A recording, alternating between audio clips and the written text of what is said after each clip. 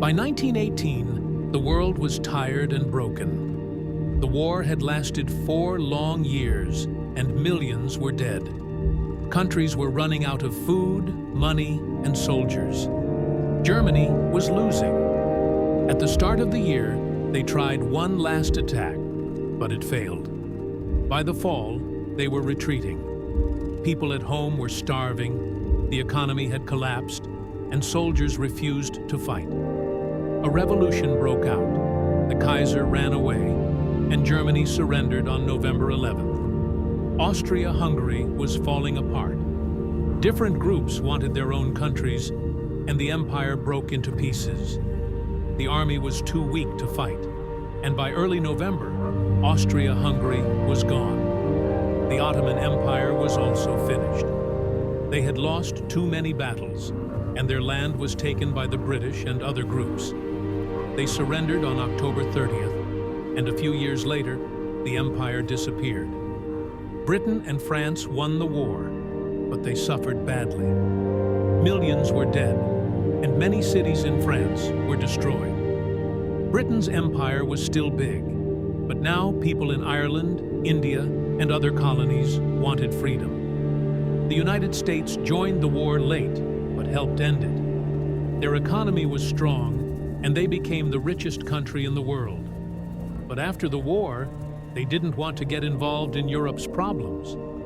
Russia had already left the war earlier in 1918. A revolution had taken over, and now the country was fighting a civil war.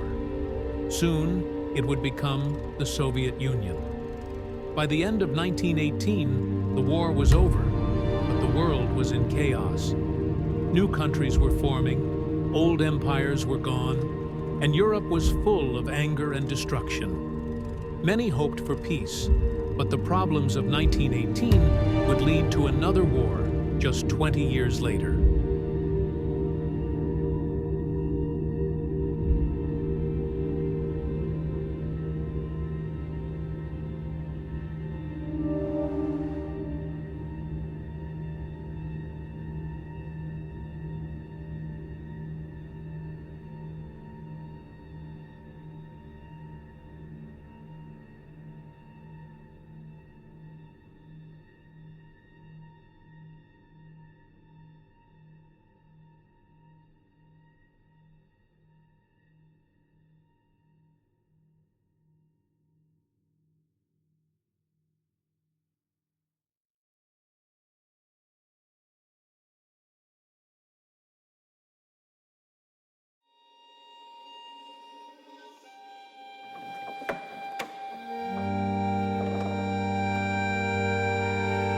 By the end of World War I, the numbers were staggering.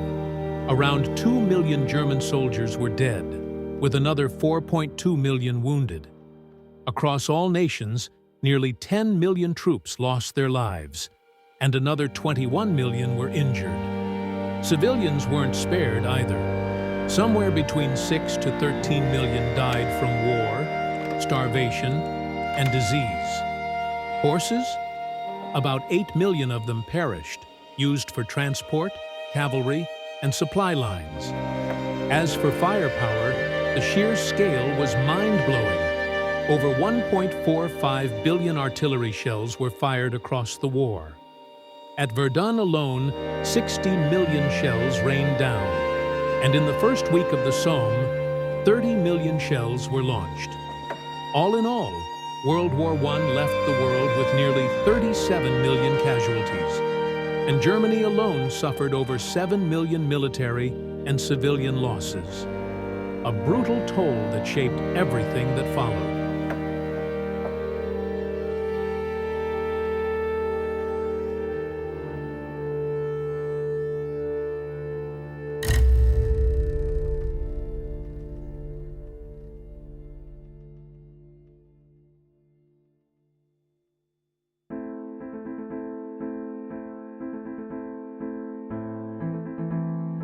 By 1919, Germany was in chaos. Its economy was collapsing, inflation was rising, and millions were unemployed.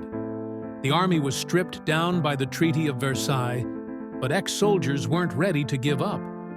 Enter the Freikorps, battle-hardened ultra-nationalist fighters who crushed communist uprisings like the Spartacist Revolt, but later turned on the government in the Kapp Putsch, 1920. While they fought for order, their violence and extremism helped destabilize the Weimar Republic, paving the way for future radical movements. At that time, in the beginning of the 20s, various ultra-nationalist political groups emerged both from left-wing and right-wing. In February the 20th in 1920, in Munich, Germany, the German Workers' Party was founded, which later was going to be known as the National Socialist German Workers' Party. Shortly, the Nazi Party. The 1920s were a difficult and unstable time for Germany. As well as having to come to terms with the Treaty of Versailles punishments, it was a time of invasion, economic decline, putsches, rebellions, but also a huge growth in cultural freedoms and political rights, such as art. The new objectivity emerged as a style in Germany in the 1920s as a challenge to expressionism, which echoed a major feature of German art in the early 20th century until 1933, was a boom in the production of works of art of a grotesque style.